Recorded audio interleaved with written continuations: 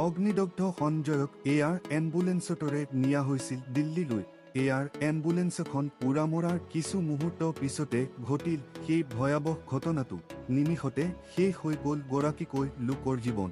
ৰাঁচীৰ পৰা দিল্লীলৈ যোৱাৰ পথত সোমবাৰে সন্ধিয়া ঝাৰখণ্ডৰ চট্ৰা জিলাত দুৰ্ঘটনাত পতিত হয় এখন এয়াৰ এম্বুলেন্স। দুৰ্ঘটনাৰ ফলত বিমানখনত থকা গৰাকী ব্যক্তিৰে মৃত্যু হয়। ৰাঁচীৰ পৰা দিল্লীলৈ যোৱাৰ পথত সোমবাৰে সন্ধিয়া ঝাৰখণ্ডৰ চট্ৰা জিলাত দুৰ্ঘটনাত পতিত হয় এখন এয়াৰ এম্বুলেন্স। দুৰ্ঘটনাৰ ফলত বিমানখনত থকা গৰাকী ব্যক্তিৰে মৃত্যু হয়। ৰেডবাৰ্গ এয়াৰৱেজ প্ৰাইভেট লিমিটেডৰ দ্বাৰা পৰিচালিত বিমানখন সন্ধিয়া 7:11 বজাত ৰাঁচী বিমানবন্দৰৰ পৰা উৰা মৰাৰ কিছু সময়ৰ পিছতে চুমৰিয়াৰ সমীপত দুৰ্ঘটনাগ্ৰস্ত হয়। এয়াৰ এম্বুলেন্স ক্ৰাছ, ঝাৰখণ্ডত ভয়ংকৰ দুৰ্ঘটনা। ৰাঁচীৰ পৰা দিল্লী অভিমুখে যোৱাৰ পথত দুৰ্ঘটনাত পতিত এয়াৰ এম্বুলেন্সক সংকটজনক অৱস্থাত দুই পাইলটসহ গৰাকী লোক ৰাঁচীৰ পৰা দিল্লী অভিমুখে উৰা মৰাৰ কিছু সময়ৰ পাছতে ঝাৰখণ্ডৰ চটৰাত দুৰ্ঘটনাগ্ৰস্ত হয় এখন মেডিকেল চাৰ্টাৰ্ড বিমান। এয়াৰ এম্বুলেন্সখনত দুগৰাকী পাইলটসহ মুঠ গৰাকী লোক আছিল। ৰাঁচীৰ পৰা দিল্লী অভিমুখে উৰা মৰাৰ কিছু সময়ৰ পাছতে ঝাৰখণ্ডৰ চটৰাত দুৰ্ঘটনাগ্ৰস্ত হয় এখন মেডিকেল চাৰ্টাৰ্ড বিমান। এয়াৰ এম্বুলেন্সখনত দুগৰাকী পাইলটসহ মুঠ গৰাকী লোক আছিল। ঝাৰখণ্ডৰ ৰাজধানী ৰাঁচীৰ বিৰছা মুণ্ডা বিমানবন্দৰৰ পৰা সোমবাৰে সন্ধিয়া 7:07 বজাত উৰা মাৰিছিল এয়াৰ এম্বুলেন্সখনে। দিল্লীস্থিত ৰেডবাৰ্গ এয়াৰৱেজ প্ৰাইভেট লিমিটেডৰ দ্বাৰা পৰিচালিত বিমানখন আমেৰিকান বিশ্বক্ৰাফ্ট কিং এয়াৰ দ্বাৰা নিৰ্মিত। এয়াৰ এম্বুলেন্সখনে নিশা 10 বজাত দিল্লীত অৱতৰণ কৰাৰ কথা আছিল। বিজ্ঞাপন সম্পৰ্কীয় তথ্যৰ বাবে নিৰ্দেশনা মানি চলিব। উচ্চতম ন্যায়ালয়ক ক'লে হোৱাটছএপে যোৱা বছৰৰ ডিচেম্বৰ মাহত NCLATৰ নিৰ্দেশৰ বিৰুদ্ধে টেক কোম্পানীসমূহে দাখিল কৰা আবেদনৰ শুনানি গ্ৰহণ কৰি আছিল আদালতে। টেক কোম্পানী আৰু হোৱাটছএপে সোমবাৰে উচ্চতম ন্যায়ালয়ক কয় যে তেওঁলোকে বিজ্ঞাপন সম্পৰ্কীয় তথ্যৰ বাবে ভাৰতীয় প্ৰতিযোগিতা আয়োগৰ গোপনীয়তা আৰু সন্মতিৰ নিৰ্দেশনা মানি চলিব। ভাৰতৰ মুখ্য ন্যায়াধীশ সূৰ্যকান্তৰ নেতৃত্বত এখন বিচাৰপীঠৰ সন্মুখত এই বিষয়টো শুনানিৰ বাবে উত্থাপন হয়। যোৱা বছৰৰ ডিচেম্বৰ মাহত নেশ্যনেল কোম্পানী ল' আপুল ট্ৰিবিউনেলৰ NCLAT নিৰ্দেশনাৰ বিৰুদ্ধে টেক কোম্পানীসমূহে দাখিল কৰা আবেদনৰ শুনানি গ্ৰহণ কৰি আছিল বিচাৰপীঠখনে। হোৱাটছএপৰ মালিকানা অধিকাৰ মেটা প্লেটফৰ্মছ ইনকৰ্পৰেশ্যনৰ ওচৰত আছে। শুনানিৰ আৰম্ভণিতে হোৱাটছএপক প্ৰতিনিধিত্ব কৰি জ্যেষ্ঠ অধিবক্তা কপিল চিবালে কয়, আমি কি কৰোঁ আৰু কি নকৰোঁ সেই বিষয়ে বুজাই শপতনামা দাখিল কৰিছোঁ। বিচাৰকসকলে অনুভৱ কৰিছিল যে আমি হোৱাটছএপৰ তথ্য আনৰ সৈতে শ্বেয়াৰ কৰিছোঁ, যিটো সম্পূৰ্ণ ভুল। ইয়াৰ উত্তৰত মুখ্য ন্যায়াধীশে কয়, আপোনাৰ হাতত তথ্যৰ বাবে আন উপায় আৰু পদ্ধতি আছে। চিবালে উত্তৰ দিলে, নাই, সেয়া নহয়। আমি শপতনামাত সকলো স্পষ্ট কৰি দিছোঁ, যিটোক আমাৰ প্ৰতিশ্ৰুতি বুলি ধৰিব পাৰি। আইন উলংঘাৰ কোনো প্ৰশ্নই উত্থাপন নহয়। আবেদনসমূহৰ প্ৰতি আদালতৰ দৃষ্টি আকৰ্ষণ কৰি চিবালে যুক্তি দিছিল যে দুয়োটা টেক কোম্পানীয়ে 16 মাৰ্চৰ ভিতৰত ন্যায়াধীকৰণৰ নিৰ্দেশনা কাৰ্যকৰী কৰাৰ সিদ্ধান্ত লৈছে। আমি সম্পূৰ্ণৰূপে মানি চলিম। তেওঁ লগতে জনায় যে এতিয়া বাকী থকা একমাত্ৰ আবেদনখন হ'ল আগন্তুক 5 বছৰৰ বাবে হোৱাটছএপত বিজ্ঞাপন নিষিদ্ধ কৰাৰ আবেদন, যিটো NCLATয়ে ইতিমধ্যে খাৰিজ কৰিছিল।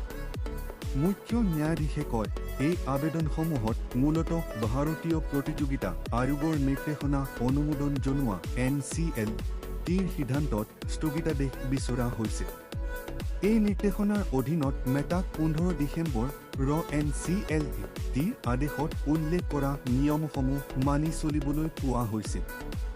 জ্যেষ্ঠ অধিবক্তা কপিল চিবালে যুক্তি দিছিল যে দুয়োটা টেক কোম্পানীয়ে মেটা আৰু হোৱাটছএপ 16 মাৰ্চৰ ভিতৰত ন্যায়াধীকৰণৰ নিৰ্দেশনা কাৰ্যকৰী কৰাৰ সিদ্ধান্ত লৈছে।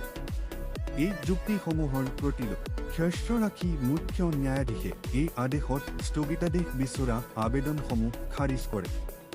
অৱশ্যে মূল আবেদনত উত্থাপিত বিষয়সমূহত কোনো প্ৰভাৱ নপৰাকৈ এই আবেদনসমূহ খাৰিজ কৰা হৈছে বুলি বিচাৰপীঠে স্পষ্ট কৰি দিয়ে। বেঞ্চত কোম্পানীসমূহৰ পৰা কমপ্লায়েন্স ৰিপৰ্ট বিচাৰিছে। বৰ্তমান উচ্চতম ন্যায়ালয় গোপনীয়তা নীতিক লৈ হোৱাটছএপত 213.14 কোটি টকা জৰিমনা বিহাৰ CCIৰ নিৰ্দেশৰ বিৰুদ্ধে কোম্পানীকেইটাৰ আবেদনৰ শুনানি গ্ৰহণ কৰি আছে। ভাৰতীয় প্ৰতিযোগিতা আয়োগে দাখিল কৰা ক্ৰছ আপিলৰ কথাও বিচাৰপীঠে বিবেচন কৰি আছে। এই আবেদনে NCLTৰ সিদ্ধান্তক প্ৰত্যাহ্বান জনাইছে যে হোৱাটছএপ আৰু মেটাক বিজ্ঞাপনৰ উদ্দেশ্যে ব্যৱহাৰকাৰীৰ তথ্য ভাগ বতৰা কৰি থাকিবলৈ অনুমতি দিয়া হৈছে। 3 ফেব্ৰুৱাৰীত মেটা প্লেটফৰ্ম আৰু হোৱাটছএপক তীব্ৰ তিৰস্কাৰ কৰি উচ্চতম ন্যায়ালয় গুৰুত্ব আৰোপ কৰিছিল যে ব্যৱহাৰিক লাভৰ বাবে গোপনীয়তাৰ অধিকাৰৰ সৈতে আপোচ কৰিব নোৱাৰি। আদালতে কয় যে আপুনি এই দেশৰ সাংবিধানিক নীতিক উপহাস কৰিছে আৰু তেওঁলোকৰ আচৰণ হৈছে ব্যক্তিগত তথ্যৰ এক প্ৰকাৰৰ সৎ ফচুৰি। উচ্চতম ন্যায়ালয়ে সকীয়াই দিছে যে যেতিয়া ব্যৱহাৰক বট্ৰবা থানাত শ্ৰী কৃষ্ণৰ দৌল যাত্ৰা মহোৎসৱৰ প্ৰস্তুতি সন্দৰ্ভত সংবাদমেল। এই বছৰো 2 মাৰ্চৰ পৰা 6 মাৰ্চলৈ 5দিনীয়া বৰ্ণাঢ্য কাৰ্যসূচীৰে দৌল উৎসৱ পালন কৰাৰ বাবে যুদ্ধকালীন গতিৰে চলিছে প্ৰস্তুতি। ঋতুৰাজ বসন্তৰ আগমন ঘটাৰ লগে লগে প্ৰকৃতিয়ে যেন নতুন ৰূপ ধাৰণ কৰে। বসন্তৰ কালত পালন কৰা উৎসৱসমূহৰ ভিতৰত দৌল যাত্ৰা উৎসৱ অন্যতম। জগত গুৰু শ্ৰী শংকৰদেৱ বট্ৰবাত পোন প্ৰথমবাৰৰ বাবে দৌল উৎসৱ পাতিছিল। সেই ঐতিহ্যক সৰগত কৰি মহা আড়ম্বৰপূৰ্ণভাৱে প্ৰতি বছৰে দৌল উৎসৱ বা ফাকুৱা ফাল্গী পূৰ্ণিমা তিথিত পালন কৰা হয়। এই বছৰো 2 মাৰ্চৰ পৰা 6 মাৰ্চলৈ 5দিনীয়া বৰ্ণাঢ্য কাৰ্যসূচীৰে দৌল উৎসৱ পালন কৰাৰ বাবে যুদ্ধকালীন গতিৰে প্ৰস্তুতি চলিছে। ইতিমধ্যে শ্ৰী বট্ৰবা থান পৰিচালনা সমিতিৰ তত্বাৱধানত উৎসৱ নিয়াৰিকৈ পালন কৰিবৰ বাবে কেইবাখনো উপ সমিতিৰ গঠন কৰা হৈছে। শ্ৰী বট্ৰবা থান চৌহদত প্ৰায় 10 লক্ষাধিক অতীৰ্থ যাত্ৰীক আদৰণি জনোৱাৰ বাবে পানী, বিজুলী, চিকিৎসা, খাদ্য আদি সকলোবোৰ সুবিধাৰ বাবে উপ সমিতিৰ সমূহে খৰতকীয়া গতিত কাম কৰি আছে আৰু সাংস্কৃতিক ধৰ্মীয় পৰম্পৰাগত কাৰ্যসূচীসমূহ সৰ্বাংগ সুন্দৰ কৰি তুলিবলৈ অপ্ৰাণ চেষ্টা অব্যাহত ৰাখিছে। অহা 2 মাৰ্চত গন্ধোৎসৱৰ সন্ধ্যা গোসাঁইক গায়ন বাদন আৰু ভক্তভাৱে গাই বাই থানৰ অৰ্ভাতলত স্থাপন কৰা হ'ব। স্নান কাৰ্য সম্পাদনৰ পাছত গন্ধ তেলেৰে নোৱাই গোসাঁইক নতিদ বস্ত্ৰ পিন্ধোৱা হ'ব আৰু গায়ন বাদনে ৰাম ধেমালি পৰিৱেশন কৰিব। ইয়াৰ পাছদিনা অৰ্থাৎ 3 মাৰ্চ গোসাঁই শিৰত ফাঁকি দিয়া উৎসৱৰ দিনা দিনৰ 2 বজাত গোসাঁইক নোৱাই ধুৱাই আসনত বহুৱাই সুবাসুত ফাঁকি দিয়া হ'ব আৰু গায়ন বাদনে নধেমালি পৰিৱেশন কৰিব আৰু ভক্ত বৈষ্ণৱসকলে ফাঁকি প্ৰণিমালি আৰু পৰ্জল গ্ৰহণ কৰিব। সেই উৰে নিশা গোসাঁইক অৰ্ভাতলত ৰাখি ৰাজ্যখনৰ ভিন্ন প্ৰান্তৰ পৰা অহা ভক্ত বৈষ্ণৱে নাম কীৰ্তন কৰিব। 4 মাৰ্চৰ দিনা গোসাঁই ফুৰোৱা উৎসৱ। সেইদিনা 2 বজাত গায়ন বাদন ভকত বৈষ্ণৱ আই মাতৃ সকলোৱে কৃষ্ণ গোসাঁইক অৰ্ভাতলৰ পৰা উলিয়াই সুসজ্জিত দোলাৰত উঠাই দণ্ড, চক্ৰ, ভেৰী, কালি, ফুমুক শংখৰ ধ্বনি আইসকলৰ জাউৰীয়ে বিয়ানামৰ লগত বৈচিত্ৰ্যমত অসমীয়া জাতীয় জীৱনৰ বৰ্ণুল সমাহাৰেৰে ঠাকুৰ গুৰি খুচি চুৱৰ ধাৰিয়ে চুৱৰ বা দি দৌললৈ যাত্ৰা কৰিব। দৌল মন্দিৰত গোসাঁইক পূজা অৰ্চনা দি 7 পাক প্ৰদক্ষিণ কৰোৱাৰ পাছত গোসাঁইক বৰডুবৰ 2 সত্ৰ ক্ৰমে শ্ৰী শলগুৰি আৰু শ্ৰী নৰুৱা সত্ৰত প্ৰদক্ষিণ কৰোৱাৰ লগতে সত্ৰাধিকাৰ ডেকা সত্ৰাধিকাৰৰ ঘৰত প্ৰৱেশ কৰোৱাই পূজা অৰ্চনা দি শেষত নিশা 8 বজাত এটা বিশেষ অনুষ্ঠানৰ দ্বাৰা কীৰ্তন ঘৰত প্ৰৱেশ কৰোৱাৰ পাছতে দৌল যাত্ৰা উৎসৱৰ ধৰ্মীয় কাৰ্যসূচীৰ অন্ত পৰিব। আনহাতে দৌল যাত্ৰা উৎসৱৰ লগত সংগতি ৰাখি 3, 4 আৰু 5 মাৰ্চৰ নিশা আকাশী গংগাৰ পাৰৰ প্ৰেক্ষাগৃহত সাংস্কৃতিক অনুষ্ঠান অনুষ্ঠিত হ'ব। তিনি মাছৰ সাংস্কৃতিক অনুষ্ঠান উদ্বোধন কৰিবৰ বাবে মহাপুৰুষ শ্ৰীমন্ত শংকৰদেৱ বিশ্ববিদ্যালয়ৰ উপাচাৰ্য ড অশোক কুমাৰ বৰাৰ লগতে এক শৰণ ভাগৱতী সমাজৰ প্ৰধান সচিব জ্যোতি প্ৰসাদ দাস বিশিষ্ট অতিথি হিচাপে উপস্থিত থাকিব। অনুষ্ঠানৰ আৰম্ভণিতে বটদ্ৰৱা থান পৰিচালনা সমিতিৰ দ্বাৰা দৌল যাত্ৰা মহোৎসৱ উপলক্ষে প্ৰকাশ হ'বলগীয়া দৌল শীৰ্ষক স্মৃতিগ্ৰন্থ উন্মোচন কৰিব বিশিষ্ট সাংবাদিক লিখক ঋষিকেশ গোস্বামী। 4 মাছৰ সমৰীয়া সাংস্কৃতিক অনুষ্ঠান উদ্বোধন কৰিব অসমৰ মুখ্যমন্ত্ৰী হিমন্ত বিশ্ব শৰ্মা। বিশিষ্ট অতিথি ৰূপে উপস্থিত থাকিব মন্ত্ৰী কেশৱ মহন্ত, পীযুষ হাজৰিকা, বিধায়ক ৰূপক শৰ্মা, ডিপি ৰঞ্জন শৰ্মা, জিতু গোস্বামী, শশীকান্ত দাস, ৰমাকান্ত দেউৰী, নগাঁও জিলা আয়ুক্ত দেৱাশীষ শৰ্মা, জিলা জ্যেষ্ঠ আৰক্ষী অধীক্ষক স্বপ্ননীল ডেকা। 5 মাছৰ সমৰীয়া সাংস্কৃতিক অনুষ্ঠান উদ্বোধন কৰিব মাজুলী শ্ৰীশ্ৰীৰ কমলাবাৰী সত্ৰৰ সত্ৰাধিকাৰ জনাৰ্দন দেৱগোস্বামী আৰু বিশিষ্ট অতিথি ৰূপে অংশগ্ৰহণ কৰিব শ্ৰী শ্ৰী নৰুৱা কুজি সত্ৰৰ সত্ৰাধিকাৰ নিত্যানন্দ দেৱগোস্বামী। তিনিও নিশাতে ৰাজ্যখনৰ ভিন্ন প্ৰান্তৰ পৰা আমন্ত্ৰিত ভাওনা, সমৰীয়া নৃত্য, লোকনৃত্য, লোকসংগীত, বৰগীত, শাস্ত্ৰীয় নৃত্য, ভাওনা আদিৰ উপৰিও বটদ্ৰৱাৰ মৌলিক তথা পৰম্পৰাগত বৰগীত, ফাকুৱাৰ গীত আৰু গায়ন বাদনৰ অনুষ্ঠানেৰে মুখৰিত হ'ব বুলি বটদ্ৰৱা থান পৰিচালনা সমিতিৰ সভাপতি অম্লান জ্যোতি দেৱ গোস্বামী আৰু সাধাৰণ সম্পাদক লাচিত বৰদলৈ জনাইছে। পৰিচালনা সমিতিয়ে দৌল মহোৎসৱৰ কাৰ্যসূচী উন্মোচন কৰাৰ পাছত অনুষ্ঠিত এক সংবাদমেলত ৰাজ্যৰ সমূহ ভক্ত বৈষ্ণৱক নিমন্ত্ৰণ জনাইছে। অনুষ্ঠানটিত পৰিচালনা সমিতিৰ কোষাধ্যক্ষ বদন কলিতা, সদস্য গিনমণি কলিতা, নিপিমণি দেৱগোস্বামীকে আদি কৰি কেইবাগৰাকী ব্যক্তি উপস্থিত থাকে। উল্লেখ্য যে সংবাদমেলত উপস্থিত হৈ নগাঁও জিলা আয়ুক্ত দেৱাশীষ শৰ্মাই মন্তব্য প্ৰকাশ কৰে যে আধ্যাত্মিক সাংস্কৃতিক ঐতিহ্যৰ ত্ৰিবেণী সংগমস্থলী হ'ব বটদ্ৰৱা থানৰ দৌল যাত্ৰা মহোৎসৱ। সকলো ভকত বৈষ্ণৱ আহক, গুৰুজনৰ বাৰ্তা নিজে চকুৰে চাই পৰম তৃপ্তিৰে লৈ কৃষ্ণ ভক্তিত বিলীন হওঁ। লগতে বটদ্ৰৱা থান পৰিচালনা সমিতিৰ উদ্যোগত অনুষ্ঠিত হ'বলগীয়া শ্ৰী শ্ৰীকৃষ্ণৰ দৌল যাত্ৰা মহোৎসৱৰ কাৰ্যসূচী উন্মোচন অনুষ্ঠানত উপস্থিত থাকি তেওঁ বটদ্ৰৱা থান দৰ্শনৰ লগতে নৱনিৰ্মিত শ্ৰীমন্ত শংকৰদেৱ আৱিৰ্ভাৱ ক্ষেত্ৰলৈ শৃংখলিত তথা গুৰুজনাৰ মৰ্যাদা ৰক্ষা কৰি আহিবলৈ আহ্বান জনায়। কোনো ব্যক্তি বটদ্ৰৱা শ্ৰীমন্ত শংকৰদেৱ আৱিৰ্ভাৱ ক্ষেত্ৰলৈ বিনোদনৰ বাবে আহিব নালাগে বুলি প্ৰকাশ কৰে। শিলচৰৰ ভাংগাৰপাৰ বজাৰত বিধ্বংসী অগ্নিকাণ্ড। নিশা শিলচৰৰ ভাংগাৰপাৰ বজাৰত সংঘটিত ভয়ংকৰ অগ্নিকাণ্ড। অগ্নিকাণ্ডত ভস্মীভূত দুখনকৈ ব্যৱসায়িক প্ৰতিষ্ঠান। নিশা শিলচৰৰ ভাংগাৰপাৰ বজাৰত সংঘটিত ভয়ংকৰ অগ্নিকাণ্ড। অগ্নিকাণ্ডত ভস্মীভূত দুখনকৈ ব্যৱসায়িক প্ৰতিষ্ঠান।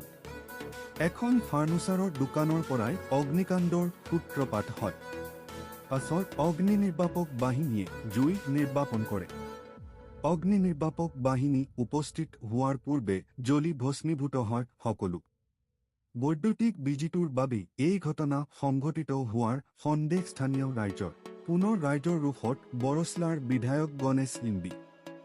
শোণিতপুৰ জিলাৰ বান্দৰমাৰী পঞ্চায়তৰ অন্তৰ্গত মাজৰহোলা গাঁৱত এটি পথৰ শুভাৰম্ভক লৈ আছিলো পৰিস্থিতি সৃষ্টি হয়। শোণিতপুৰ জিলাৰ বান্দৰমাৰী পঞ্চায়তৰ অন্তৰ্গত মাজৰহোলা গাঁৱত এটি পথৰ শুভাৰম্ভক লৈ আছিলো পৰিস্থিতি সৃষ্টি হয়। স্থানীয় বিধায়ক গণেশ লিম্বুৱে পথটো আনুষ্ঠানিক উন্মোচন কৰিবলৈ গৈছিল যদিও ৰাইজৰ তীব্ৰ প্ৰতিবাদৰ সন্মুখীন হ'বলগীয়া হয়। ৰাইজৰ অভিযোগ অনুসৰি দীৰ্ঘদিন ধৰি পথ নিৰ্মাণৰ নামত প্ৰতিশ্ৰুতি দিয়া হৈছিল যদিও বাস্তৱিকভাৱে কাম আগবাঢ়া নাছিল। বহু সময় ধৰি পকী পথ নিৰ্মাণৰ দাবী জনাই আহিছিল স্থানীয় বাসিন্দাসকলে। কিন্তু বাৰম্বাৰ প্ৰতিশ্ৰুতি দিয়াৰ পাছতো কাম সম্পূৰ্ণ নোহোৱাত ক্ষোভিত হৈ আছিল ৰাইজ। এই পৰিস্থিতিত বিধায়কে পদটো শুভাৰম্ভ কৰিবলৈ উপস্থিত হোৱাত ৰাইজৰ তীব্ৰ প্ৰতিবাদৰ সন্মুখীন হয়। বিধায়কগৰাকী ক্ষুব্ধ ৰাইজে পদ উন্মোচন কৰিবলৈ নিদি প্ৰতিবাদ সাব্যস্ত কৰি বিধায়কক পহুখেদা দিয়ে। ইফালে পুনৰ বিধায়কৰ দেহৰক্ষীয়ে ৰাইজক বাধা আৰোপ কৰাত আছিলো পৰিস্থিতিৰ সৃষ্টি হয়। পৰাগ দাসৰ জন্মদিন ৰাজ্যজুৰি শ্ৰদ্ধা সোঁৱৰণ শ্বহীদ সাংবাদিকগৰাকী। শ্বহীদ সাংবাদিক পৰাগ কুমাৰ দাসৰ আজি জন্মদিন। ডিজিটেল ডেস্ক শ্বহীদ সাংবাদিক পৰাগ কুমাৰ দাসৰ আজি জন্মদিন। আততায়ী মহানগৰীৰ ৰাজগড়ত হত্যা কৰা এইজন আপোসহীন সম্পাদক সাংবাদিকক স্মৰণ কৰা হৈছে ৰাজ্যজুৰি। পুৱাই পৰিয়ালৰ লোকে ৰাজগড়ত হত্যা কৰা স্থানত থকা প্ৰতিমূৰ্তিৰ চহীয়বেগীত শ্ৰদ্ধা জ্ঞাপন কৰি তেওঁক স্মৰণ কৰে। উল্লেখ্য যে চনৰ 24 ফেব্ৰুৱাৰীত জন্ম হৈছিল পৰাগ কুমাৰ দাসৰ। পৰাগ দাসৰ জন্মদিনটোৰ সৈতে সংগতি ৰাখি আয়োজন কৰা হৈছে পঞ্চম পৰাগ কুমাৰ দাস স্মাৰক বক্তৃতানুষ্ঠান। মহানগৰীৰ বিবেকানন্দ কেন্দ্ৰত বিয়লি 3 বজাত এই বিশেষ বক্তৃতা প্ৰদান কৰিব বিশিষ্ট শিক্ষাবিদ তথা ৰয়েল গ্লবেল বিশ্ববিদ্যালয়ৰ উপাচাৰ্য ড অলক কুমাৰ বুঢ়াগোহাঁই। এই বক্তৃতাৰ বিষয় বিঘ্নিতকাৰী প্ৰযুক্তি আৰু সভ্যতাৰ সংকট। আজি অনুষ্ঠিত হ'ব কেন্দ্ৰীয় কেবিনেট বৈঠক। আজি অনুষ্ঠিত হ'ব কেন্দ্ৰীয় কেবিনেট বৈঠক। প্ৰধানমন্ত্ৰী নৰেন্দ্ৰ মোদীৰ অধ্যক্ষতাত অনুষ্ঠিত হ'ব এই বৈঠক। আজি অনুষ্ঠিত হ'ব কেন্দ্ৰীয় কেবিনেট বৈঠক। প্ৰধানমন্ত্ৰী নৰেন্দ্ৰ মোদীৰ অধ্যক্ষতাত অনুষ্ঠিত হ'ব এই বৈঠক। দিনৰ 11 বজাৰ পৰা আৰম্ভ হ'ব বৈঠক। বৈঠকত কেইবাটাও গুৰুত্বপূৰ্ণ বিষয় সন্দৰ্ভত হ'ব আলোচনা। প্ৰধানমন্ত্ৰীৰ নতুন কাৰ্যালয় সেৱা তীৰ্থত হ'ব এই প্ৰথমখন বৈঠক। মণিপুৰী চিনেমা বিংল সফলতা। দেশৰ চলচ্চিত্ৰ জগত তথা উত্তৰ পূৰ্বাঞ্চলৰ বাবে সুখবৰ। মণিপুৰী ভাষাৰ চলচ্চিত্ৰ বিং লৈ 2026 বৰ্ষৰ বক্তব্যতা। দেশৰ চলচ্চিত্ৰ জগত তথা উত্তৰ পূৰ্বাঞ্চলৰ বাবে সুখবৰ। মণিপুৰী ভাষাৰ চলচ্চিত্ৰ বিং লৈ 2026 বৰ্ষৰ বক্তব্যতা। শ্ৰেষ্ঠ শিশু আৰু পাৰিবাৰিক চলচ্চিত্ৰ শাখাত এই বঁটা লাভ কৰে। বাফটাত বিং আছিল ভাৰতৰ পৰা মনোনীত একমাত্ৰ ছবি। লণ্ডনৰ ৰয়েল ফেষ্টিভেল হলত অনুষ্ঠিত হয় 79 সংখ্যক ব্ৰিটিছ একাডেমী ফিল্ম এৱাৰ্ড। অনুষ্ঠানত অভিনেতা তথা প্ৰযোজক আলিয়া ভাটে শ্ৰেষ্ঠ শিশু আৰু পাৰিবাৰিক চলচ্চিত্ৰ শাখাত বঁটা প্ৰদান কৰে। উল্লেখ্য যে লক্ষ্মীপ্ৰিয়া দেৱীৰ পৰিচালনা আৰু বিকাশ বিতানী, এলান মেকেলেক্স, ৰুতেশ উদবানী আৰু সিজাত সৌদাগৰৰ সৈতে ফাৰহান আখতাৰে প্ৰযোজনা কৰা এই ছবিখনত অভিনয় কৰিছে গুগিন কিপগেন আৰু বালা হিজনে। এই বঁটা সংগ্ৰহৰ অনুষ্ঠানত উপস্থিত থাকে ফাৰহান আখতাৰৰ লগতে ফাৰহান আখতাৰ সপত্ৰী কুমানী দণ্ডেকাৰো। লগতে মণিপুৰী ভাষাৰ প্ৰথম সুচাৰ ফুনডুঙে আৰ্কু, লিলু এণ্ড ষ্টিচ আৰু জিতপ্ৰিয়াৰ সৈতে প্ৰতিযোগিতাত অংশগ্ৰহণ কৰিছিল। প্ৰথম পৃষ্ঠাৰ পৰা কংগ্ৰেছ জপৰ আসন ভাগটোৱাৰা। দলসমূহেও নিৰ্বাচনৰ ৰণনীতি প্ৰস্তুত কৰাত ব্যস্ত হৈ পৰিছে। ইতিমধ্যে সাহসীয়া বিজেপিয়ে স্পষ্ট নিৰ্বাচনী ৰণনীতি প্ৰস্তুত কৰি আগবাঢ়িছে ভোটৰ ৰাইজৰ মন জয় কৰিবলৈ। আনফালে বিৰোধী দলসমূহে ঐক্যবদ্ধভাৱে নিৰ্বাচন খেলাৰ বাবে এতিয়াও মাথো চলিছে ৰুদ্ধদ্বাৰ বৈঠকত। কাৰ্যত বিৰোধীৰ মিত্ৰতাক লৈ এতিয়াও অব্যাহত আছে অনিশ্চয়তা। বিশেষকৈ কংগ্ৰেছৰে ভেটিৰ সিন্ধু দিয়া অখিল গগৈ নেতৃত্বাধীন ৰাইজৰ দলেৰে নিৰ্বাচনী মিত্ৰতাত এতিয়াও প্ৰশ্ন উত্থাপন হৈ আছে। উল্লেখ্য যে ৰাজ্যৰ বিৰোধী ঐক্যমঞ্চৰ সমষ্টি বিতৰণৰ ক্ষেত্ৰত সোমবাৰে দিল্লীত কংগ্ৰেছৰ স্ক্ৰিনিং কমিটিৰ বৈঠক অনুষ্ঠিত হয়। কংগ্ৰেছ নেত্ৰী প্ৰিয়ংকা গান্ধীৰ উপস্থিতিত মিত্ৰতাক লৈ এই বৈঠকত অংশ নট গৌৰৱ গগৈ আৰু দেৱব্ৰত শইকীয়া। এই বৈঠকত গ্ৰহণ কৰা সিদ্ধান্তসমূহ আনুষ্ঠানিকভাৱে মঙলবাৰে ঘোষণা কৰাৰ সম্ভাৱনা আছে যদিও বৰ্তমানলৈ লাভ কৰা খবৰ অনুসৰি অসমৰ 126টা সমষ্টিৰ ভিতৰত 100টা সমষ্টিতেই নিৰ্বাচন খেলিব কংগ্ৰেছৰ প্ৰাৰ্থীয়ে। বাকী থকা টা সমষ্টিতহে বিৰোধী ঐক্যমঞ্চৰ আনসমূহ দলৰ প্ৰাৰ্থীক প্ৰতিদ্বন্দ্বিতাৰ বাবে এৰি দিব। আনুষ্ঠানিক ঘোষণা নকৰিলেও কংগ্ৰেছে বিধানসভা নিৰ্বাচনত অসম জাতীয় পৰিষদক প্ৰতিদ্বন্দ্বিতা কৰিবলৈ টা সমষ্টি এৰি দিছে। খোৱাং, মধ্য গুৱাহাটী, বিন্নাকান্দি, শদিয়া, ব্ৰহ্মপুৰ, ডিব্ৰুগড়, বজালী, সৰুপথাৰ সমষ্টিৰ লগতে ধেমাজি আৰু বৰাকৰ এটাকে সমষ্টি এৰি দিব অজাপক। অৱশ্যে এতিয়াও অসম জাতীয় পৰিষদক এৰি দিবলগীয়া দুটা সমষ্টিৰ নাম ঘোষণা কৰা হোৱা নাই।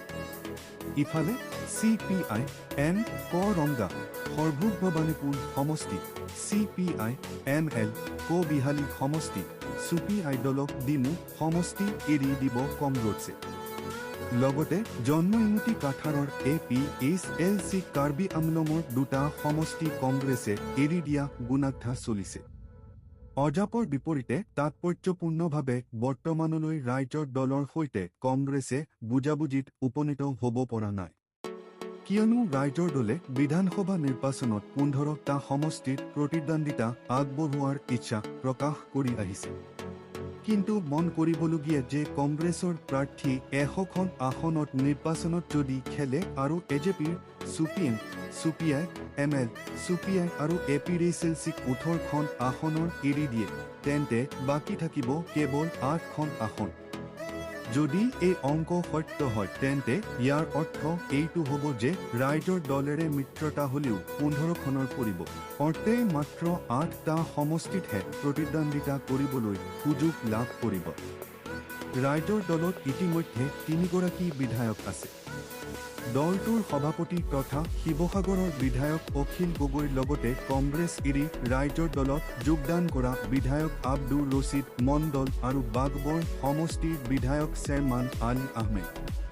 এই 3গৰাকী বৰ্তমানৰ বিধায়কে নিজে নিজে সমষ্টিত নিৰ্বাচন খেলিব। তদুপৰি অখিল গগৈয়ে ইতিমধ্যে জনাইছে যে ৰাইজৰ দলৰ পৰা নিৰ্বাচন খেলিবৰ বাবে ৰাজ্যৰ 66টা সমষ্টিত 165গৰাকী লোকে টিকটৰ বাবে আবেদন কৰিছে।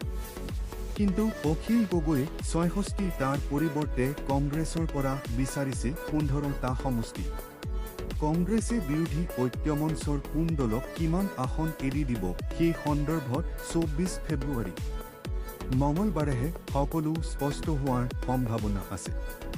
ইফালে বিৰোধী ঐক্যমঞ্চৰ আসন ভাগ বতৰা কৰা সন্দৰ্ভত ৰাইজৰ দলৰ সভাপতি অখিল গগৈয়ে কয় যে দেওবাৰে মোক বিৰোধী ঐক্যমঞ্চৰ এগৰাকী নেতাই ফোন কৰিছিল। তেওঁ ফোন কৰি মোক জনাইছিল যে তেখেতক কংগ্ৰেছৰ তৰফৰ পৰা 24 ফেব্ৰুৱাৰীত বিৰোধী দলসমূহৰ সমষ্টিৰ তালিকা সংবাদ মাধ্যমৰ আগত ঘোষণা কৰিবলৈ নিমন্ত্ৰণ কৰা হৈছে। লগতে মোক খবৰ দিছিল যে ৰাইজৰ দলক আসন এৰি দিয়া নহ'ব। আমাৰ সৈতে বুজাবি ক্ষমতা নেৰে পুনৰ সৰ্বাধিনায়কৰ পদত পৰমাণু লক্ষ্য নিৰ্ধাৰণ উত্তৰ কোৰিয়া। পিয়ংগং 23 ফেব্ৰুৱাৰী কোনোপধ্যে ক্ষমতা ত্যাগ নকৰে স্বৈৰাচাৰী কিম জং উনে। আমৰিও উত্তৰ কোৰিয়াৰ ৰাষ্ট্ৰপতি পদত বাহাল থকাৰ বাবে পণ বান্ধি লৈছে স্বেচ্ছাচাৰী শাসকজনে।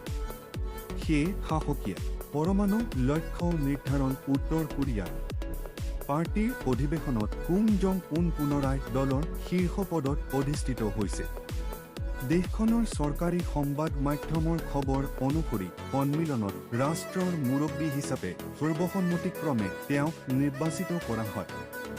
দশকৰ বিৰতিৰ পিছত অনুষ্ঠিত হোৱা দলীয় কংগ্ৰেছে কিম জং উনৰ নেতৃত্বক অধিক শক্তিশালী কৰিলে। অধিৱেশনৰ সময়ত স্বৈৰাচাৰী শাসকে দেশৰ ভৱিষ্যত পৰিকল্পনা সন্দৰ্ভতো আলোকপাত আলোচনা কৰিছে।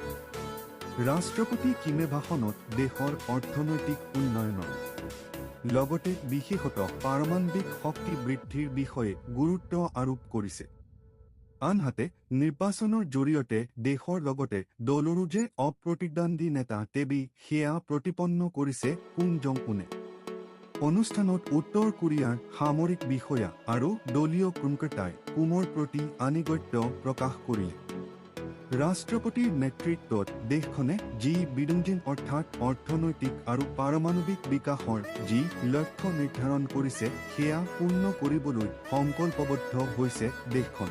ভাৰতৰ পৰা মাটি প্ৰতিৰক্ষা উপদেষ্টাক দিলে মেজৰ জেনেৰেল পদ। বৃহৎ সালসলনিৰে নিৰাপত্তা ব্যৱস্থা হাতৰ মুঠিলৈ নিলে প্ৰধানমন্ত্ৰী তাৰিকে। ঢাকা 23 ফেব্ৰুৱাৰী।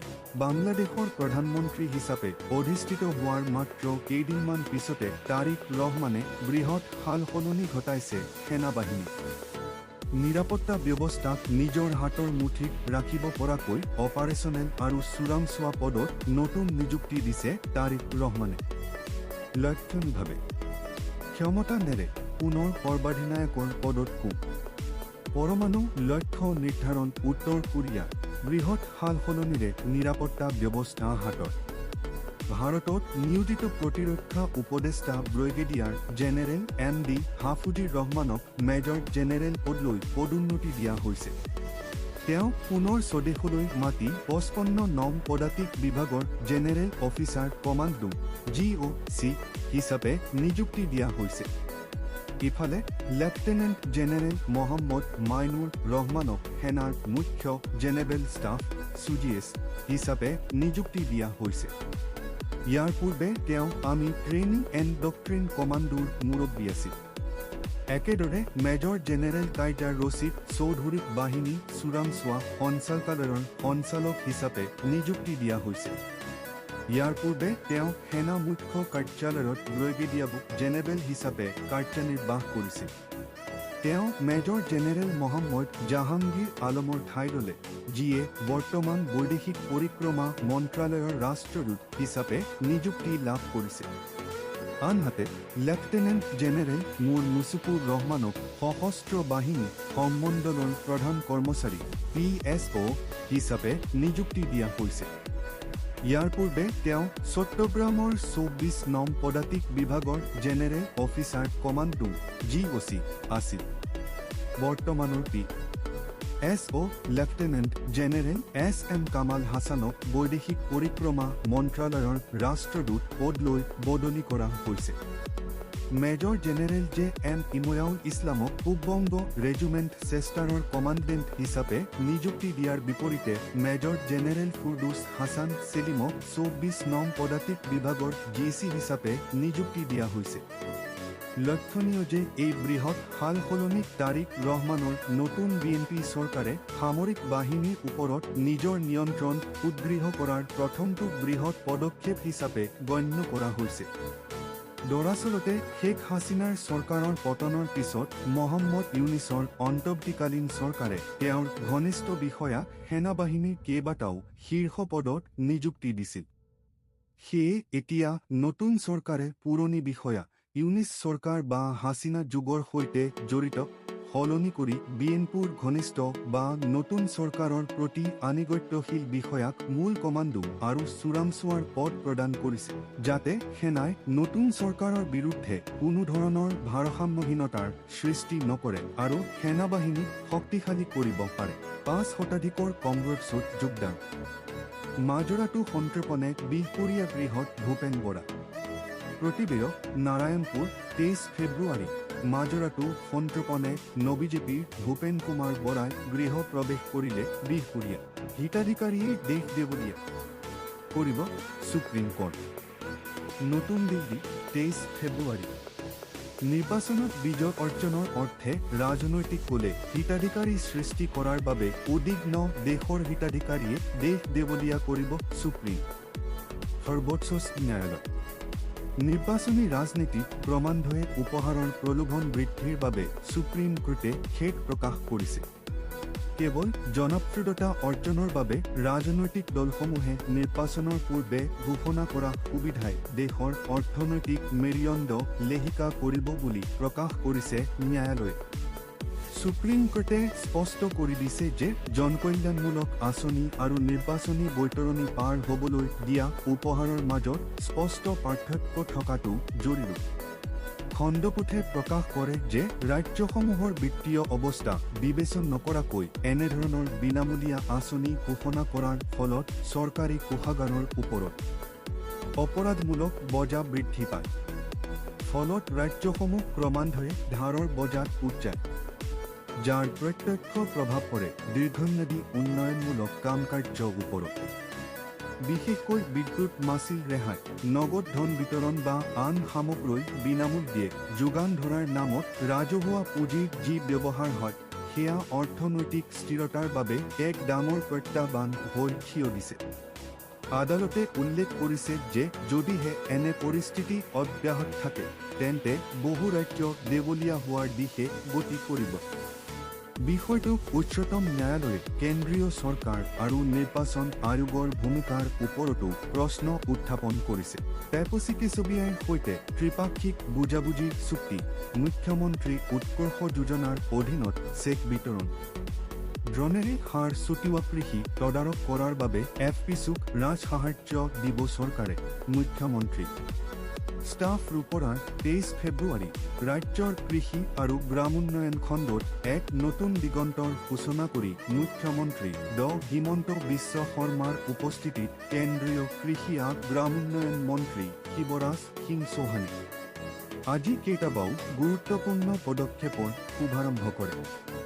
খানাপাৰাত জ্যোতিবিষ্ণু আন্তৰ্জাতিক কলা মন্দিৰত আয়োজিত এক আড়ম্বৰপূৰ্ণ অনুষ্ঠানত কেন্দ্ৰীয় মন্ত্ৰীগৰাকীয়ে আজি মুখ্যমন্ত্ৰী ড শৰ্মাৰ হাতত প্ৰধানমন্ত্ৰী গ্ৰাম চড়ক যোজনাৰ PMGS5-2.2025-26 অধীনত অসমলৈ মঞ্জুৰ কৰা 1,819 কোটি টকা পুঁজিৰ অনুমোদন পত্ৰ আনুষ্ঠানিকভাৱে প্ৰদান কৰে। কেন্দ্ৰীয় চিদাম্বৰনাথ 1,500 কোটি টকাৰ কেইবাটাও প্ৰকল্প মুকলি কৰিলে সোণোৱালে। সেউজ হাইড্ৰজেন ডিজিটেল টুইন প্ৰকল্পই VOC বন্দৰক পৰৱৰ্তী সামুদ্ৰিক প্ৰাণকেন্দ্ৰলৈ পৰিণত কৰিব। সৰ্বা টুটুক বিন 23 ফেব্ৰুৱাৰী কেন্দ্ৰীয় বন্দৰ, জাহাজ পৰিবহণ আৰু জনপথ মন্ত্ৰী সৰ্বানন্দ সোণোৱালে চিদাম্বৰনাৰ বন্দৰত মুঠ 1,500 কোটি টকাতকৈ অধিক মূল্যৰ বিভিন্ন প্ৰকল্পৰ শুভ উদ্বোধন তথা আধাৰশিলা স্থাপন কৰে, যিয়ে বন্দৰটোৰ বাবে বৃহৎ সম্প্ৰসাৰণ, নৱীকৰণযোগ্য শক্তিৰ সংযোজন আৰু ডিজিটেল আধুনিকীকৰণৰ পথ প্ৰশস্ত কৰিছে। অনুষ্ঠানৰ এক মুখ্য আকৰ্ষণ আছিল VOC মেৰিটাইম হেৰিটেজ মিউজিয়ামৰ উদ্বোধন, যিয়ে ভাৰতৰ সামুদ্ৰিক ঐতিহ্য আৰু স্বাধীনতা সংগ্ৰামী চিদাম্বৰনাৰৰ অৱদানক আলোকপাত কৰিছে। এই মিউজিয়ামক তামিলনাডুৰ সাংস্কৃতিক আৰু শৈক্ষিক লেণ্ডমাৰ্ক হিচাপে পৰিকল্পিত কৰা হৈছে। সোণোৱালে ৰেল আৰু পথ সংযোগৰ উন্নয়ন, বিদ্যুৎ পৰিকাঠামো বৃদ্ধি, নৱীকৰণযোগ্য সেউজ হাইড্ৰজেন ডিজিটেল টুইন প্ৰকল্পৰ শক্তিৰ সংযোজন, সৌৰ, বতাহ, বেটাৰী ষ্টৰেজ আৰু সেউজ হাইড্ৰজেন উৎপাদন অন্তৰ্ভুক্ত উন্নত সুৰক্ষা ব্যৱস্থা আৰু ডিজিটেল প্লেটফৰ্মসমূহৰ প্ৰকল্পসমূহৰ উদ্বোধন তথা আধাৰশিলা স্থাপন কৰে।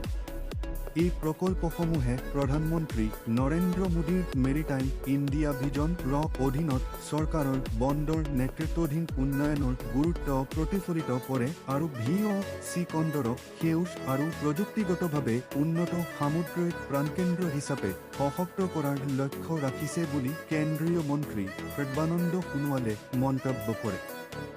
এই গুৰুত্বপূৰ্ণ প্ৰকল্পসমূহ প্ৰধানমন্ত্ৰী নৰেন্দ্ৰ মোদীৰ গতিশীল আৰু দূৰদৰ্শী নেতৃত্বক প্ৰতিফলিত কৰে।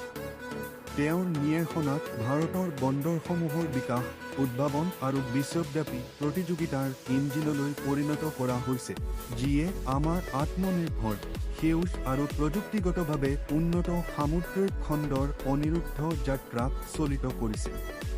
বিগত 18 মাহত 3টা নতুন বাৰ্থৰ কমিছনিং অন্তৰ্ভুক্ত। তাৰ মাজত নৰ্থ কাৰ্গ বাৰ্থ তৃতীয় 2025 চনৰ জুলাই মাহত প্ৰধানমন্ত্ৰী মোদীয়ে উৎসৰ্গিত কৰিছে। ই বাল্ক কাৰ্গ ক্ষমতা সম্প্ৰসাৰিত কৰিছে। আউটাৰ হাৰ্বাৰ প্ৰকল্পৰ কামো চলি আছে, যিয়ে ডাঙৰ জাহাজসমূহ সঞ্চালিত কৰিব আৰু ব্যৱহাৰ পৰিমাণ বৃদ্ধি কৰিব। VOC বন্দৰৰ স্থায়ী মেৰিটাইম অপাৰেশ্যনৰ শক্তি হিচাপে উত্থান হৈছে আৰু অন-ছাইট সেউজ হাইড্ৰজেন উৎপাদন আৰু ব্যৱহাৰ কৰা প্ৰথম ভাৰতীয় বন্দৰ চিপে পকিয়ানিত হৈছে। আনহাতে ক্ৰিটিকেল অভাৰষ্ট্ৰাকচাৰৰ সুৰক্ষা সশক্ত কৰিবলৈ এণ্টি ড্ৰোন ছিষ্টেমো ইনষ্টল কৰা হৈছে। সোণোৱালে আৰু যোগ কৰি কয় VOC বন্দৰত আউটাৰ হাৰ্বাৰ প্ৰকল্প ৰিবিল্ডিং বিকাশ আৰু ব্যাপক সেউজ শক্তিৰ ব্যৱস্থাসমূহে অঞ্চলটোৰ অৰ্থনৈতিক মানচিত্ৰক এক নতুন গতি দিব আৰু ইয়াক এক মুখ্য ট্ৰেন্সশিপমেণ্ট হাব হিচাপে সশক্ত কৰিব। এই প্ৰকল্পসমূহে লজিষ্টিক্স খৰচ হ্ৰাস কৰিব, টুটুকবিন, তিৰুনেলভেলি আৰু মাদুৰাইত ঔদ্যোগিক বৃদ্ধি ত্বৰান্বিত কৰিব, নতুন বিনিয়োগ আকৰ্ষণ কৰিব আৰু যথেষ্ট নিয়োগৰ সুযোগ সৃষ্টি কৰিব বুলি আশা কৰা হৈছে। মেৰিটাইম হেৰিটেজ মিউজিয়ামে পৰ্যটন বৃদ্ধি কৰিব আৰু অঞ্চলটোৰ সামগ্ৰিক আৰ্থ-সামাজিক বিকাশত অৱদান আগবঢ়াব।